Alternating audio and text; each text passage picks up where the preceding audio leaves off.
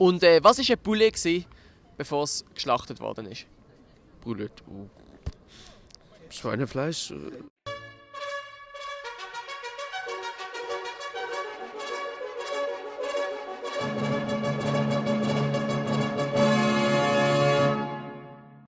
Salut zusammen und herzlich willkommen zu einer weiteren Ausgabe von den Strasseninterviews hier in Basel. Heute wieder mit ganz vielen verschiedenen Quizfragen. Wie ihr hört, bin ich leider ein bisschen krank, also verzeiht mir meine etwas brüchige Stimme.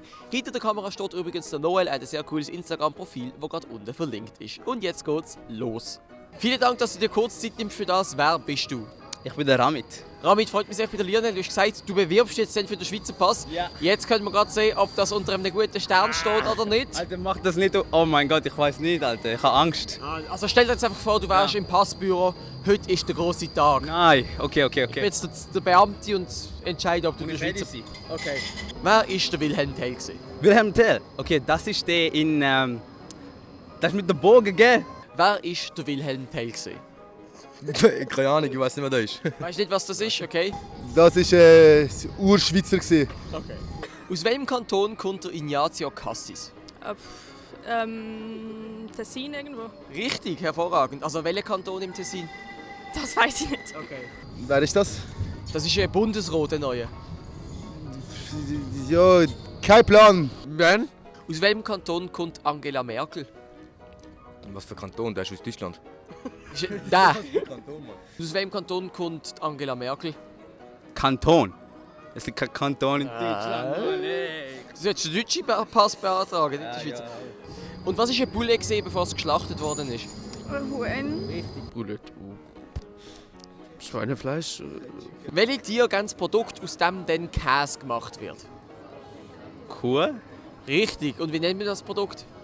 Milch. Genau. Ziegen Ja. und Kühe. Welches Tier geben das Produkt, aus dem später Käse verarbeitet wird? Keine Ahnung. Und wenn es ein Ziegenkäse ist? Ziege, Wenn es ein Schafskäse ist? Schaf, Und wenn es ein Hüttenkäse ist? Milch, weiß nicht, Kuh. Milch, ein Tier, Milch. Ist du bekifft? Nein. So ein bisschen? Nein. Ganz ein bisschen? Nein. Schau mir in die Augen. Die sind so rot. Gar nicht. So ganz bisschen?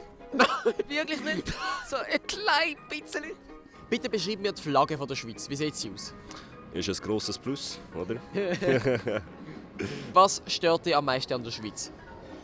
Ja, also Leute wie die also ganz auf der Straße so interviewen, das ist das. Das ist schon unverschämt. Ja, das ist alles. Okay. Die Leute müssten ein bisschen mehr lachen, habe ich das Gefühl. Sind sie auch ein bisschen zu düster, zu bedruckt? Ja, voll. Das sehe ich so. Zürcher auf jeden Fall. Zürcher. Ja, fix. Die Verschlossenheit von den Schweizern.